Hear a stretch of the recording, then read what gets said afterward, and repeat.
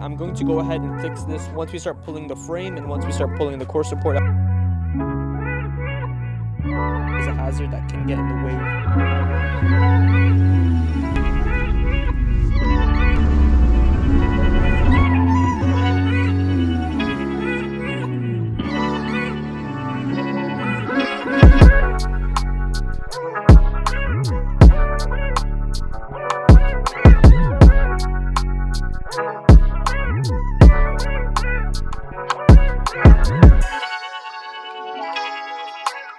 45 days ago, we went ahead and dropped the FRS at the frame shop.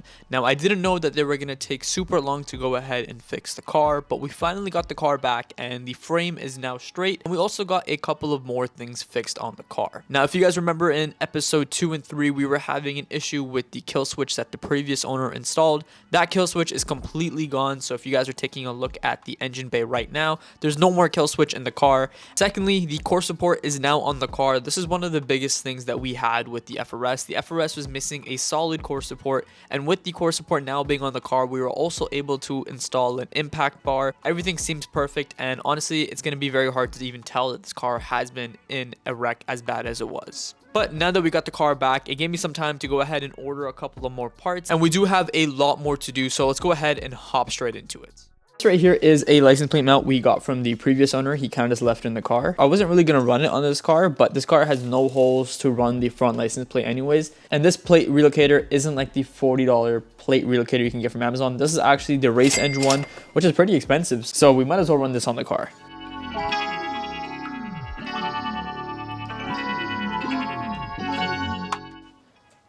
And then that way we can cover all these drift stitches and all these zip ties that the previous owner ran on the car. And I think it would look pretty good too, so that is a bonus.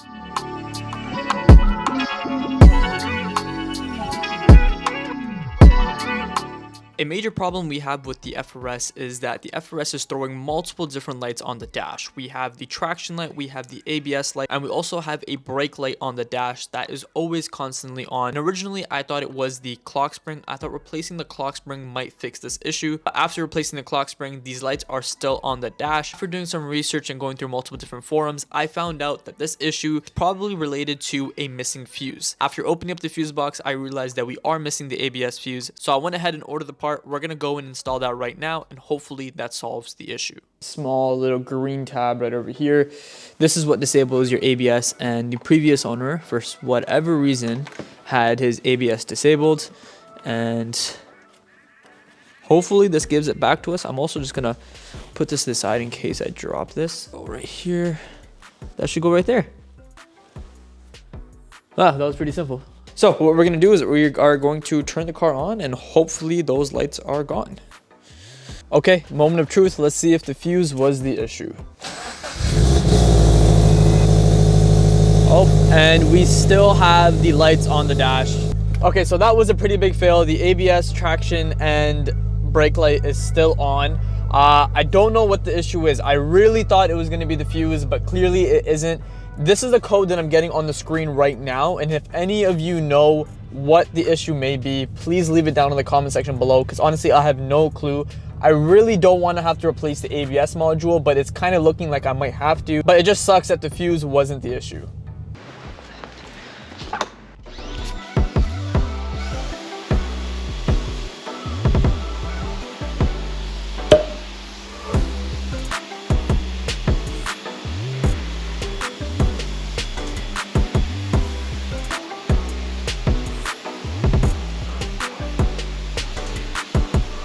This right here is a scratch. Also could be a little bit of a dent, but the rest of this, that's all just dirt.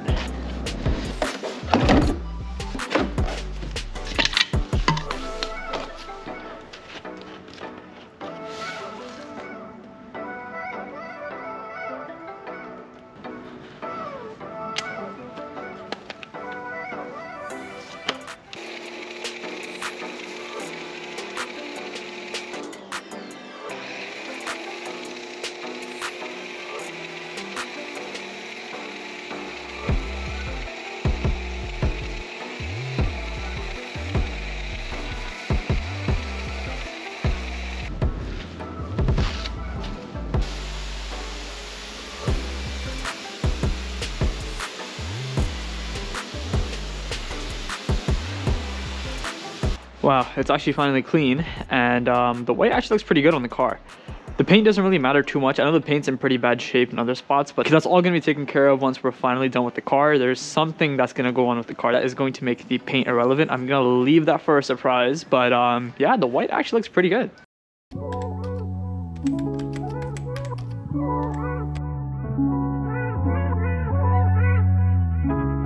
It has been a couple of days since I last picked up the camera, but after doing a little bit more research on this ABS issue that we are having and the 3 lights that we see on the dash, figured I might as well go down here to check the ABS module right over here. And what I found out is that the ABS module, gray part right over here on the ABS module, if you're looking at the front of it, there is a bit of a crack right over here. Now, I'm not too sure how well it's picking up on camera, and I know this crack is very small. I'm honestly really hoping that this is just purely cosmetic and this isn't what's causing us the issue. But if you guys pan over to my FRS right over here, obviously this one hasn't been in an accident, and this ABS module is in pristine condition. There's no crack and nothing on it, so this one is working perfectly fine. And I'm thinking that the code that we got on the car might have something to do with this crack. Maybe this crack right over here damaged a component inside this module right over here. I think this is the skid control ECU and this is the ABS module. So maybe the skid control ECU needs to be replaced. I'm really hoping that I don't have to replace the whole entire ABS module, because I know that's going to be a lot of work. And over the next couple of days, I am literally going to test every single fuse on the car. I'm going to test every other thing on the car related to the ABS before I go ahead and touch this, just because I do want to avoid this if I can. If it's something smaller on the car, I'd rather fix that than go ahead and replace this whole thing right over here. And then taking a look over here, this engine bay really badly needs a detail as well, but I think that's going to be one of the last things we do. But once we get everything done on the car, this car is going to get a very big detail and all this dirt and stuff will be removed. I know in today's episode we didn't make a lot of progress, but I wanted episode 4 to be more of an update video since we did get a lot done. We got the car back from the frame shop, the frame is now straight, the core support's now on, the impact bar is on, and everything in the front seems to finally be aligning like it would if this car had not been into an accident. I also had hopes that we were going to make progress by fixing the lights on the dash, but we ended up failing.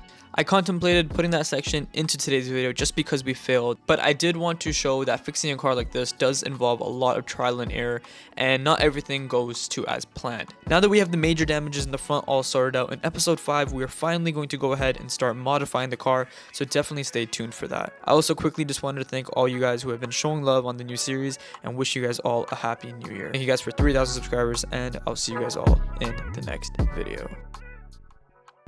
Till I hear him say